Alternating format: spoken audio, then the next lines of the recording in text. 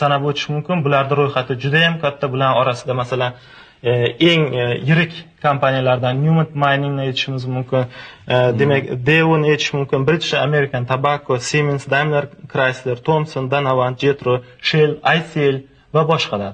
Demak, xulosa qilib shuni aytish mumkinki, bizni mamlakatimizni eng yirik o'sha iqtisodiy hamkorlariga va qolaversa tashqi iqtisodiy aloqalariga bo'lib o'tgan mana shu 16-fevralda Toshkentda bo'lib o'tgan mudhish hodisalarning hech qanaqa ta'sir bo'lmadi va yuqorida ta'kidlab o'tganimdek, bizni xorijiy sarmoyador hamkorlarimiz bizni bundan keyin ham o'sha qo'llab-quvvatlashi, o'sha kerak bo'lsa kelajakda yanada bizning mamlakatimizdagi faoliyatlarini kengaytirishlari to'g'risida bizga fikr bildirishmoqda.